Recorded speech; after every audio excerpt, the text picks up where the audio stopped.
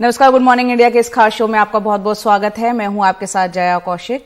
Omicron के बढ़ते खतरे को देखते हुए केंद्र सरकार ने सभी राज्यों को एहतियाती कदम उठाने के लिए एक चिट्ठी लिखी है। सभी राज्यों को हिदायत देते हुए केंद्र ने कहा है कि सभी राज्यों को इस चिट्ठी में कहा है कि डेल्टा से 3 गुना संक्रामक ज्यादा है ये ओमिक्रॉन। इमरजेंसी सेवाओं को सक्रिय किया जाए, जिला स्तर पर वॉर रूम तैयार किए जाएं, साप्ताहिक संक्रमण दर 10% होने पर नाइट कर्फ्यू लगाया जाए। इसके अलावा जिला स्थानीय स्तर पर रोकथाम के लिए सख्त उपाय किए जाए।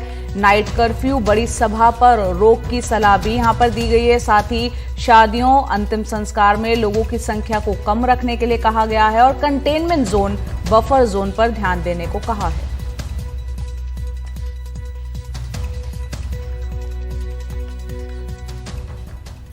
आइए आपको बताते हैं, जिस ओमिक्रॉन को डेल्टा के मुकाबले 3 गुना ज्यादा संक्रामक बताया जा रहा है, उससे ठीक हुए एक मरीज का कहना है कि उनको ना तो कोई लक्षण थे और ना ही उन्हें कोई दवा की जरूरत पड़ी।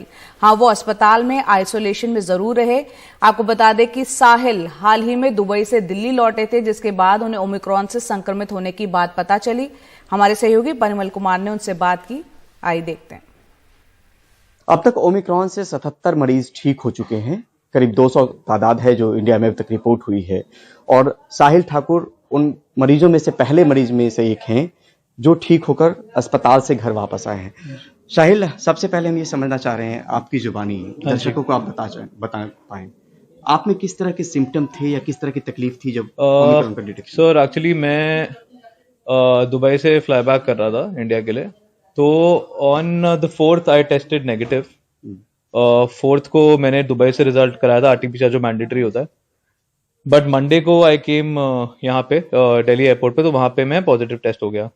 मुझे फ्रॉम द डेट की जब मैं टेस्ट पॉजिटिव हुआ था टू टिल दिस डेट मुझे एक भी सिम्टम नहीं आया। ना मुझे सोर थ्रोट था, ना मुझे फीवर था, कुछ भी नहीं था। मतलब अगर मेरा टेस्ट ना होता तो शायद मुझे भी पता नहीं लगता कि मैं ओमिक्रॉन वेरिएंट से जो भी कोविड पॉजिटिव था। तो अभी तक तो मैं मतलब नेगेटिव भी हो चुका हूँ, 2 बार टेस्ट भी हो गए, तो कोई सिम्टम नहीं आया। मेरी तबीयत भी एक भी बार खराब नहीं हुई। आइसोलेशन में रह के आया, क्वारंटीन में हॉस्पिटल में रह के आया। वहां पर भी कम से कम 40-45 पेशेंट थे, जिसमें से शायद 30-35 को कोई सिम्टम्स नहीं थे। सब ऐसे ही बैठे थे कि हमें क्यों रोक के रखा है, सिम्टम्स ही नहीं है, कुछ भी नहीं है, तो आप रोक के क्यों बैठे हो हम लोग को। तो वही सब चीजें थी, बट मतलब बेसिकली कोई सिम्टम्स नहीं आए मुझे। बहुत ही माइल्ड था, मुझे पता भी नहीं लगा कि मुझे कोविड है। सर मतलब पहले तो बिकॉज गवर्नमेंट ने बोला कि हमारे पास सिर्फ 2-3 ही लैब्स हैं जो ये देखती हैं कि ये ओमिक्रॉन वेरिएंट है कि नहीं है। तो पहले तो मुझे रेगुलर कोविड ही बोला था। 2-3 दिन बाद वो कॉन्फर्मेशन आया कि ओमिक्रॉन है, तो अब आप LNG, मैं 2-3 दिन होम आइसोलेशन में रहा हूँ। उसके बाद मुझे वो 2-3 दिन बाद नीचे एम्बुलेंस भेजे मेरे घर, और यहाँ से मैं LNG ट्रांसफर किया गया हूँ। तो फिर वहां पर गए, एक्सपीरियंस थोड़ा स्ट्रेसफुल ही था। मतलब एकदम से ऐसे नीचे PCR आ गई 3-4, बट गवर्नमेंट ने अच्छा एक कंट्रोल करने के लिए मैं कहूंगा शायद प्लानिंग बिठाई है या जो भी बिठाई है। बट वो जैसे अभी भी आप नीचे देखेंगे, मेरे घर के नीचे 4 गार्ड्स खड़े हैं अभी भी। ये 4 गार्ड्स दिन में और 4 गार्ड्स रात में अलग खड़े रहते हैं टू इंश्योर कि मैं हाउस अरेस्ट पे रहूं, मेरी फैमिली हाउस अरेस्ट पे रहे। कोविड है तो थोड़ा बहुत तो you have to be careful. ऐसा तो नहीं है कि आप एकदम वो करके घूमेंगे, बट हाँ मैं ये मानूंगा जैसे इससे पहले वो डेल्टा वेरिएंट और वो सब आए थे, वो तो बहुत डेंजरस थे, हमने खुद देखा है इंडिया में भी। लेकिन ओमिक्रॉन मेरे को उसके हाफ भी नहीं, मुझे उसका 1/10 भी नहीं लग रहा है, मैं सच बताऊं तो। बिकॉज मैंने अपने अलावा, आप मानेंगे नहीं, मैं एक्चुअली उन 2 दिन यहाँ पे रहा हूँ, घर में रहा हूँ, तो मुझे पता नहीं था मुझे कोविड है। मुझे 2 दिन बाद पता लगा कि मुझे कोविड है। तो आसपास मैं अपने 1-2 दोस्तों से भी मिला, मेरी फैमिली से भी मिला, मेरी सिस्टर से भी मिला, किसी को भी कोविड नहीं हुआ। मैंने ट्रांसमिट भी नहीं किया किसी को, सबने अपना टेस्ट कराया, सब नेगेटिव आए हैं। मेरे घर वाले भी इवन हाउस अरेस्ट पे हैं, बट वो नेगेटिव है, वो शुरू से एक भी बार पॉजिटिव नहीं हो। लेकिन जो सरकार जो अप्रोच अपना रही वो भी बेहतर अप्रोच है, उसमें कोऑपरेट करना चाहिए। जी, मतलब बिल्कुल करना चाहिए। मैं ये बोलूंगा कि मैंने खुद किया, थोड़ा सा स्ट्रेसफुल था, थोड़ा मुश्किल भी था, बट गवर्नमेंट पूरा ट्राई कर रही है कि हम कैसे इस वेरिएंट को स्प्रेड ना होने दें और ज्यादा, और उनके साथ कोऑपरेट करना चाहिए। बिकॉज अगर वो सोच रहे हैं, अभी उन्होंने इतना एफर्ट मेरे ऊपर, इतना पैसा खर्च कर रहे हैं, 4 लोग नीचे लगाए हैं, तो वो भी कुछ लेते ही होंगे। तो उस चीज को कोऑपरेट जरूर करना चाहिए। बाकी ऐसी कोई प्रॉब्लम नहीं है, आप घर बैठेंगे, आपके लाइफ को ये लाइफ थ्रेटनिंग नहीं है, इतना मुझे पता है 110%। अपने अनुभव को जी, लाइफ थ्रेटनिंग तो ही नहीं है, बिल्कुल भी नहीं है। ठीक है, बहुत बहुत शुक्रिया हमसे बात करें। जी, नई दिल्ली से परिमल कुमार, NDTV इंडिया। डरे नहीं, कोविड एप्रोप्रिएट बिहेवियर का पालन करते रहें। अब बात करते हैं महाराष्ट्र की, जहां ओमिक्रॉन से संक्रमित 11 और मरीज मिले हैं। अब तक राज्य में 65 ओमिक्रॉन के मरीज मिल चुके हैं, जिसमें कि 34 पूरी तरह से ठीक हो चुके हैं। आज जो 11 नए मरीज मिले हैं, दरअसल वो उनमें से 8 मुंबई एयरपोर्ट पर स्क्रीनिंग के वक्त मिले और एक मरीज पिंपरी चिंचवड, उस्मानाबाद और नवी मुंबई से मिले हैं।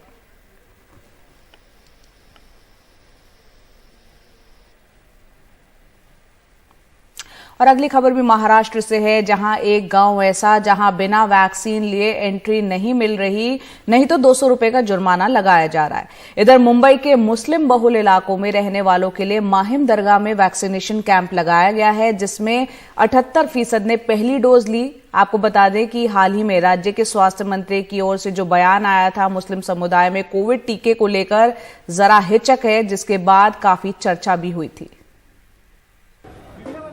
कोविड के टीके के लिए ऐसी भीड़ और लंबी कतार शायद आपको टीकाकरण केंद्रों पर दूसरी लहर के दौरान ही दिखी होगी, लेकिन ये ताजा तस्वीर मुंबई के माहिम दरगाह में टीकाकरण अभियान की है। वो भी तब जब मुंबई में 18 साल से ऊपर की 100% आबादी के टीकाकरण का दावा हो चुका है। मुस्लिम समुदाय में कोविड वैक्सीन को लेकर हिचक वाले हालिया कुछ बयानों के बीच मुस्लिम नेता शहर के अलग अलग मुस्लिम बहुल इलाकों में पहुंचकर लोगों को टीके के लिए मना रहे हैं। और माहिम मेले के दौरान दरगाह जैसी पवित्र जगह पर जब टीकाकरण कैंप लगाया गया तो एक ही दिन में करीब 1200 लोग पहुँच गए, जिनमें से 78% ने कोविड टीके की पहली डोज ली है।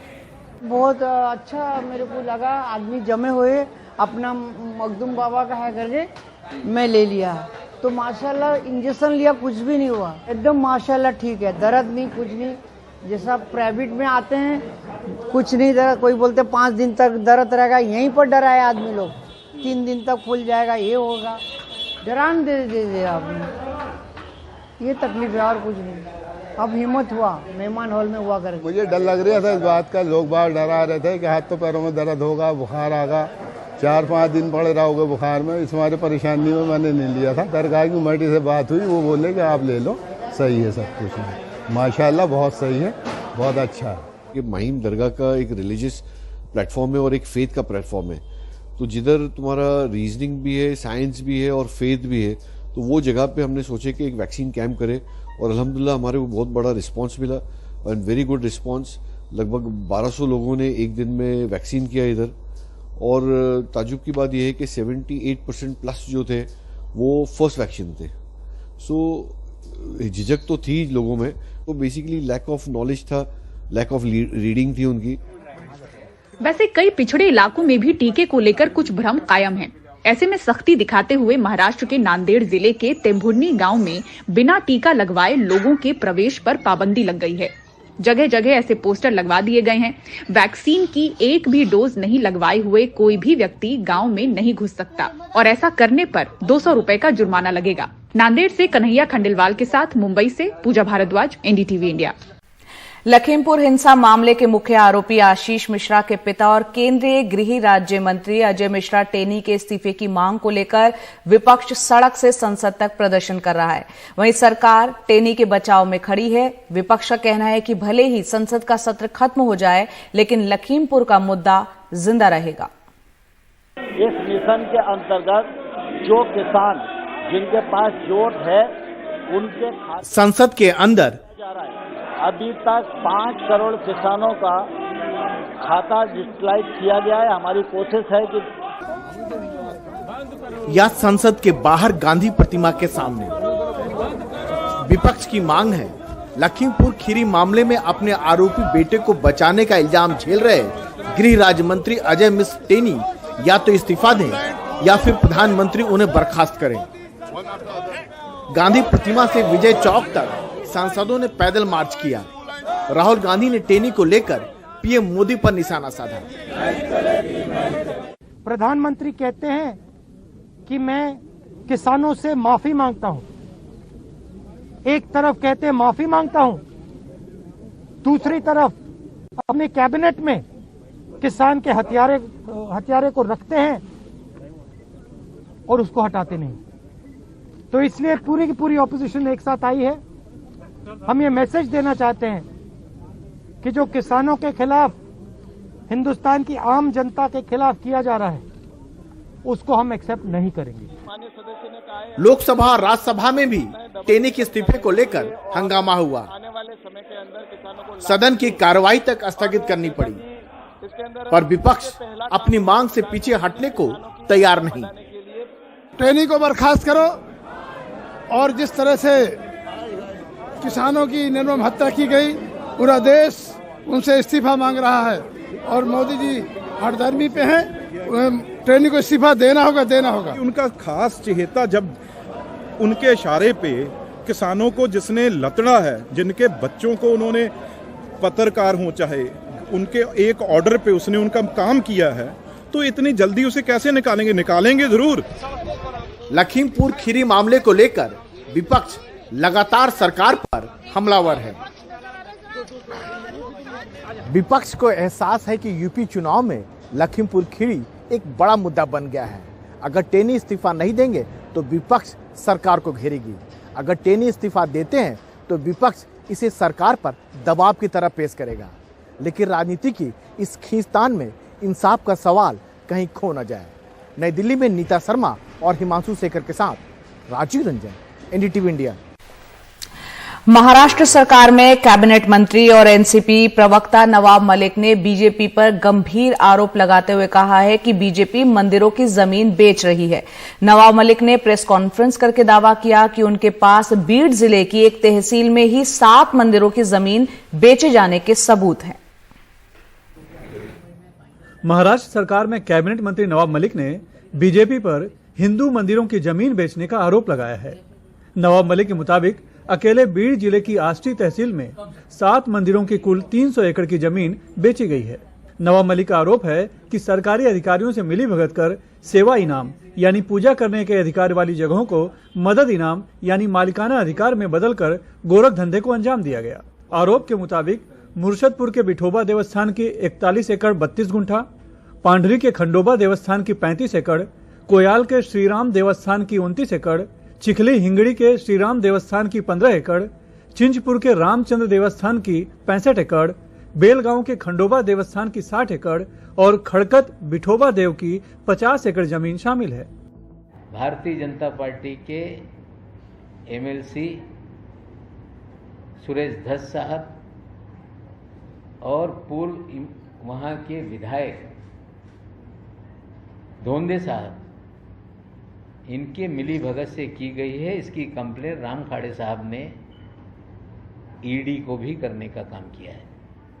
और जो पार्टी राम जी के नाम पे राजनीति कर रही है, जो पार्टी धर्म का ठेकेदार बनी हुई है, उसी पार्टी के लोग मंदिरों की जमीनों को हड़पने का काम कर रहे हैं। उधर पूर्व मुख्यमंत्री और बीजेपी नेता देवेंद्र फडणवीस ने दावा किया कि बीड जिले में जमीन घोटाले के 32 मामलों की जांच की मांग वो पहले कर चुके हैं। वहीं बीजेपी के एमएलसी सुरेश धस ने कहा कि नवाब मलिक बिना किसी सबूत के आरोप लगा रहे हैं। कुठलं मंदिर हडपलं, कुठलं काय हडपलं, हे जरा दाखवा। कौन सा मंदिर हड़पा ये जरा दिखाएं। मैं अलग अलग ट्रस्ट में काम करता हूँ, अच्छा काम करता हूँ।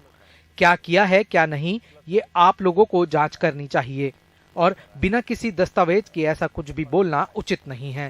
कागदपत्र नसताना असं काहीही वेग बोलणं उचित नहीं। अभी तक राज्य में वक्फ बोर्ड की जमीनों को बेचने के आरोप लगते रहे हैं, लेकिन अब मंदिरों की जमीन को हड़पने के आरोप भी लगे हैं। नवाब मलिक राज्य में अल्पसंख्यक मंत्री हैं और उनका दावा है कि अभी तक वक्फ बोर्ड की जमीनों को बेचने के संदर्भ में वो 11 एफआईआर दर्ज करवा चुके हैं। बीड से मनोज सातपुत है और मुंबई से कैमरामैन धनेश के साथ सुनील सिंह, एनडीटीवी इंडिया के लिए।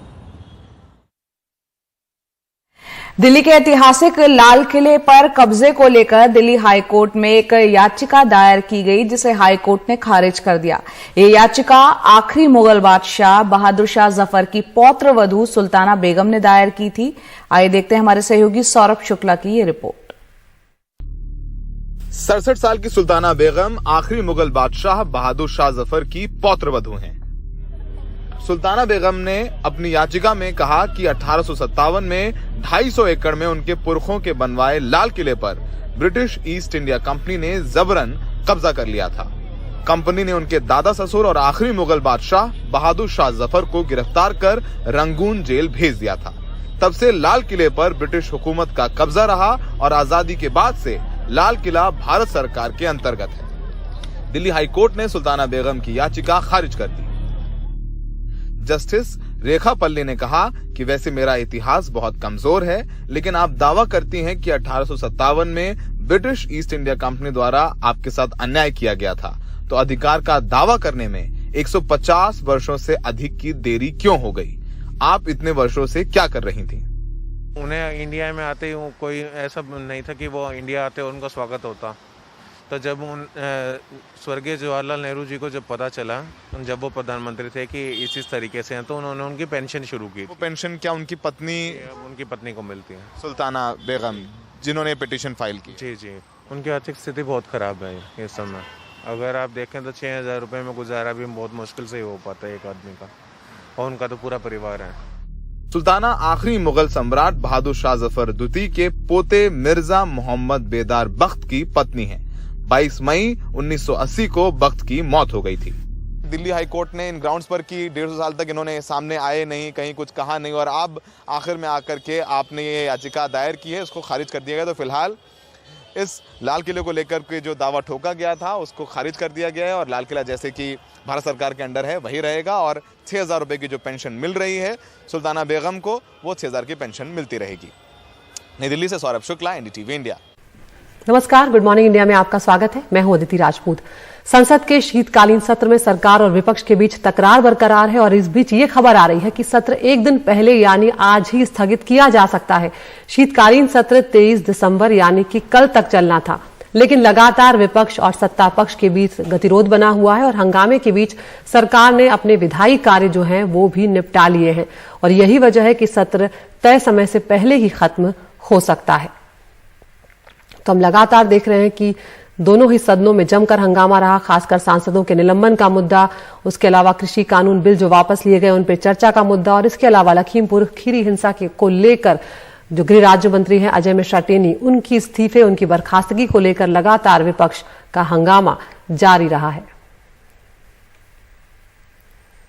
और इस दौरान किन किन बिलों पर मुहर लगी है वो भी आपको बता देते हैं। कृषि कानूनों को वापस लेने वाले बिल पर मुहर लग चुकी है।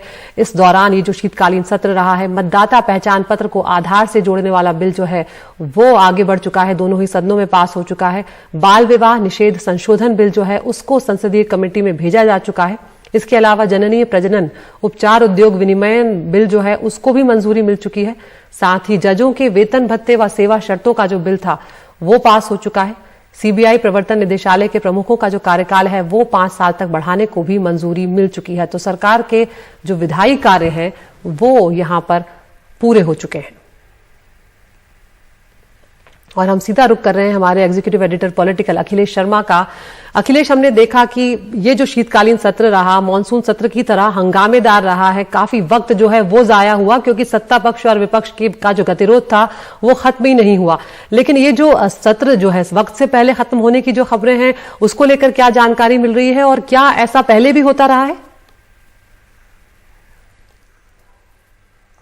जी बिल्कुल, ये ऐसा बल्कि एक कहें कि प्रचलन हो गया है कि वक्त से पहले ही सत्र जो है खत्म होने लगे हैं। वैसे तो ये सत्र कल तक चलना था, लेकिन अब से कुछ देर बाद यानी ठीक 11 बजे दोनों ही सत्रों का समापन हो जाएगा। एक दिन पहले ही ये सत्र खत्म होने जा रहा है। इसके पीछे एक बड़ा कारण ये भी है कि जो विपक्ष और सत्ता पक्ष दोनों के बीच टकराव लगातार बना हुआ है। इसकी शुरुआत राज्यसभा में पहले दिन ही हो गई थी जब 12 सांसदों को निलंबित कर दिया गया था, वो भी पिछले सत्र में जो उनका व्यवहार था उसके लिए। उसके बाद से लगातार टकराव बना रहा। उनकी बर्खास्तगी को वापस लेने की मांग को लेकर लगातार हंगामा होता रहा है। ये सांसद भी गांधी प्रतिमा के बाहर प्रदर्शन करते रहे हैं, और कल भी डेरेक ओब्रायन जो कि टीएमसी के फ्लोर लीडर हैं राज्यसभा में, उन्हें निलंबित कर दिया गया। तो ये टकराव खत्म होने का नाम नहीं ले रहा है। जहां तक विधायी कार्य का सवाल है, सबसे बड़ा एजेंडा इसमें यही बताया गया था कि जो 3 कृषि कानून है उन्हें वापस ले लिया जाएगा। सरकार ने पहले दिन ही इसका बिल पारित करवा लिया था। दूसरा एक बड़ा बिल जिसको क्रिप्टो करेंसी को लेकर के चर्चा थी, उसकी चर्चा ही होती रही, लेकिन वो बिल ना तो कैबिनेट में अभी तक आया है और ना ही जाहिर सी बात है कि संसद में अभी तक आया है। अब माना जा रहा है कि अगले बजट सत्र में उसको लाया जाएगा। महिलाओं की उम्र शादी की बढ़ाने की 18 से 21 साल करने का बिल वो कल पेश किया गया, लेकिन चूंकि उस पर एक राय नहीं है, इसलिए सरकार ने अपना रुख नरम किया है, जिसे स्टैंडिंग कमेटी को भेज दिया गया। और एक बड़ा चुनाव सुधार जो है जिसमें कि मतदाता आई कार्ड को आधार कार्ड से जोड़ने की बात है, उसको मंजूरी जरूर। लेकिन अखिलेश, ये इस तरह से ये कुल मिलाकर के एक फीका सत्र रहा। जो मुद्दे थे जनता के उनको भी नहीं उठाया जा सका। कोरोना पर चर्चा हुई लेकिन उस पर सांसद नदारत थे। महंगाई पर चर्चा लिस्टेड थी राज्यसभा लोकसभा दोनों में, लेकिन उस पर चर्चा नहीं हुई क्योंकि विपक्ष हंगामा करता रहा। तो कुल मिलाकर के काफी फीका सत्र रहा है। बिल्कुल अखिलेश, जिस तरह से आपने कहा कि जो जनता से जुड़े मुद्दे थे उन पर उस तरह से चर्चा नहीं हो पाई, उन्हें उस तरह से मौके नहीं मिले सदन में, क्योंकि गतिरोध जो था वो बरकरार रहा। और दोनों ही पक्षों की जिम्मेदारी होती है, चाहे वो विपक्ष हो चाहे वो सत्ता पक्ष हो, कि सदन की कार्रवाई सुचारू रूप से चले, लेकिन ऐसा बिल्कुल भी नजर नहीं आया। बहुत शुक्रिया अखिलेश आपका इस तमाम जानकारी के लिए। आगे बढ़ते हैं अब यहां पर उत्तर प्रदेश की बात करते हैं, जहां पर फोन टैपिंग विवाद को लेकर प्रियंका गांधी ने कल सरकार को निशाने पर लिया। प्रियंका गांधी ने कहा कि फोन टैपिंग को तो छोड़ ही दीजिए, मेरे बच्चों के इंस्टाग्राम अकाउंट तक हैक किए जा रहे हैं। प्रियंका गांधी ने कहा कि सरकार उनके बच्चों को सोशल मीडिया पर निशाना बना रही है, और क्या फोन टैपिंग ही काफी नहीं है, क्या उनके पास कोई काम नहीं है, ये भी प्रियंका गांधी ने कहा। आपको बता दें 2 बच्चे हैं प्रियंका गांधी के, 20 साल का बेटा है और 18 साल की बेटी है। हालांकि दोनों ही सार्वजनिक तौर पर कम ही सामने आते हैं। मेरे बच्चों के इंस्टाग्राम के अकाउंट भी हैक कर रहे हैं। तो सरकार के पास और कुछ काम नहीं है क्या? सरकार के पास और कुछ काम नहीं है, बताइए। रेलवे की बात करते हैं, जिसने 3 साल पहले करीब 1.5 लाख नौकरियों पर भर्ती शुरू की थी, लेकिन 3 साल बीतने के बावजूद अब तक किसी भी परीक्षा का परिणाम तक सामने नहीं आया है। सरकार हर बार चुनाव से पहले वादे करती है कि नई नई भर्तियां होंगी, लेकिन अभ्यर्थी जो हैं वो परेशान होते रहते हैं, इंतजार करते रहते हैं, और उनका ये इंतजार खत्म होता हुआ नजर ही नहीं आता। रेलवे की चुनावी भर्तियों पर हमारे सहयोगी रविशंजन शुक्ला की ये रिपोर्ट आपको दिखाते हैं। इसमें जरा भी कोई दखल अंदाज ना दे सके, ऐसा एक पारदर्शिता के साथ बनाया हुआ पूरा रिक्रूटमेंट का सिस्टम, कंप्यूटर से पूरा सिस्टम चलेगा, पूरी टेस्टिंग होगी, और उससे चुने हुए 90,000 लोग देश भर से रेलवे में नई नौकरी में लगेंगे। लोकसभा चुनाव के वक्त तत्कालीन रेल मंत्री पीयूष गोयल का ये बयान आया। फिर पिछले साल बंगाल चुनाव के वक्त रेल मंत्रालय ने कहा कि 2021 तक भर्ती प्रक्रिया पूरी हो जाएगी। हमारा जो शेड्यूल नॉर्मल होता है, जो 1 साल का, अगर परिस्थितियां सामान्य रही तो 1 साल के अंदर ही हम इनको ज्वाइनिंग देंगे, ये हम आपसे कह सकते हैं। ये तो वैकेंसियां ऑलरेडी 21 मई तक की लीव, वैकेंसियां आगे की लीव ही है ऑलरेडी। ये वैकेंसियां आज की नहीं है, ये आगे की वैकेंसियां भी हैं इसमें। कब तक की है? 21-22 तक की वैकेंसियां ऑलरेडी फैक्टर। फिर अब उत्तर प्रदेश समेत 5 राज्यों के विधानसभा चुनाव नजदीक हैं, लिहाजा 15 जनवरी 2021 को रेलवे चयन मंडल यानी आरआरबी के एनटीपीसी के लेवल 1 का परिणाम घोषित करने का आश्वासन दिया गया है। रेलवे की भर्ती प्रक्रिया शुरू हुए 1000 दिन से ज्यादा बीत चुके हैं। उत्तर प्रदेश के फैजाबाद से दिल्ली आकर रेलवे भर्ती की तैयारी कर रहे दुर्गेश दुबे जैसे छात्रों की निराशा बढ़ रही है। नौकरी पाने की उम्र और संसाधन दोनों कम हो रहे हैं। एनटीपीसी परीक्षा के लिए उनके जैसे करीब 1 करोड़ 26 लाख छात्रों ने फॉर्म भरा है। मैंने 8 मार्च को अपना एग्जाम दिया। एग्जाम जब हो गया उसके बाद में आंसर की आफ्टर 2 मंथ के बाद दिया गया। लगभग काफ़ी वेट करने के बाद हम लोगों ने काफ़ी वेट भी किया। उसके बाद अंततः अब रिजल्ट का वेट कर रहे हैं, लेकिन ऐसा लग रहा है कि गवर्नमेंट अब क्या कर रही है, 2024 का टारगेट कर रही है कि और कुछ कर रही है, कुछ समझ नहीं आ रहा। एज लड़कों की बढ़ती जा रही है, घर से इतना प्रेशर है लड़कों को, हम ही नहीं है तो हम मान लीजिए वहाँ से आकर के दिल्ली में तैयारी कर रहे हैं। ऐसे बहुत सारे बच्चे हैं जो परेशान हैं। अब हम लोग क्या करेंगे? आंसर की वही देख रहे हैं, आंसर की बात बैठे हुए हैं। कम से कम गवर्नमेंट को एक निश्चित डेट तो कर देना चाहिए। वहीं all India railway men's federation की माने तो इस वक्त रेलवे में करीब 3 लाख से ज्यादा पद खाली पड़े हैं। मार्च के महीने में 50,000 लोग रिटायर हो रहे हैं। अगर ऐसे ही भर्तियां रोके रखी तो रेलवे के कामकाज पर भी इसका असर पड़ने की संभावना है। खाली रेल में ही नहीं, राज्यों में भी ये हम लोगों ने महसूस किया है कि जब भी चुनाव की आहट होती है तो एकदम से वैकेंसी का पिटारा खोल दिया जाता है और चुनाव खत्म, पिटारा बंद। तो ये हमारे रेलवे के साथ भी ऐसा नहीं है कि वो कोई उससे अलग हो। पीछे जब चुनाव होने वाले थे, खासतौर पर बंगाल के और दूसरे, तो ये कहा गया कि हम भर्ती करेंगे, उसके बाद में भर्ती बंद। लेकिन ये बात भी सही है कि रेलों के सामने जो है वो वित्तीय संकट है। हालांकि रेलवे का कहना है कि 4 साल बाद आई 1.5 लाख नौकरियों के लिए 2 करोड़ 40 लाख आवेदन आए हैं। 208 शहरों में 8 चरणों में होने वाली इस परीक्षा में कोविड के चलते देरी हुई है। आरआरबी की लेटलतीफी के चलते अब लोग इसे रेलवे की चुनावी नौकरी कहकर तंज कसने लगे हैं। लेकिन रेलवे को सोचना चाहिए कि जब लोग इस कोविड काल में आर्थिक और मानसिक परेशानी झेल रहे हैं, तब दुर्गेश जैसे गरीब छात्रों को एक अदद नौकरी पाने के लिए कितना मुश्किलों भरा सफर तय करना पड़ रहा है। नई दिल्ली से रवीश रंजन शुक्ला, एनडीटीवी इंडिया। और अब बात करते हैं ओमिक्रॉन की, क्योंकि उसके मरीज अब भारत में तेजी से बढ़ते जा रहे हैं और इस खतरे को देखते हुए केंद्र सरकार ने सभी राज्यों को एहतियाती कदम उठाने के लिए चिट्ठी लिखी है।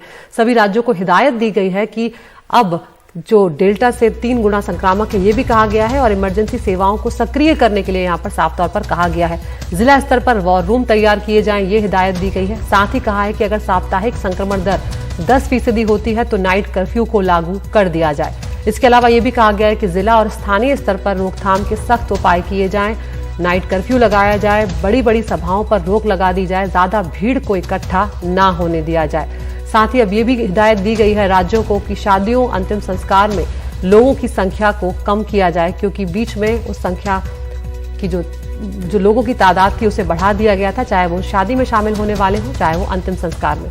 अब कंटेनमेंट जोन और बफर जोन पर भी ध्यान देने को कहा है। और अब वक्त हो गया है टॉप न्यूज का। रोज हम आपको 5 खबरें दिखाते हैं और आप चुन सकते हैं अपनी पसंद की खबर। तो आज पहली खबर है, ओमिक्रॉन को देखते हुए केंद्र ने राज्यों को हिदायत दी है और कहा है कि अब वॉर रूम तैयार किए जाएं, बड़ी बड़ी सभाओं पर रोक लगाई जाए और हर तरह से सख्ती बरती जाए ताकि लोगों की भीड़ इकट्ठी ना हो और ओमिक्रॉन ना फैले। दूसरी खबर उत्तर प्रदेश से, अमित शाह का तूफानी दौरा जो है वो शुरू होने वाला है। 10 दिन में 23 सभाएं करने की योजना है। तीसरी खबर, प्रियंका गांधी ने बड़ा आरोप लगाया है और कहा है कि मेरे बच्चों के इंस्टाग्राम अकाउंट तक हैक किए जा रहे हैं। चौथी खबर कर्नाटक से जुड़ी हुई और अब मध्य प्रदेश और यूपी के बाद कर्नाटक में धर्मांतरण से जुड़ा जो बिल है वो लाया जा रहा है और उस पर सजा भी रखी जाएगी। पांचवी खबर, मुस्लिमों में अब टीके की झिझक टूटती हुई नजर आ रही है और मुंबई में कई इलाकों में बड़ी तादाद में लोगों ने टीके लिए हैं।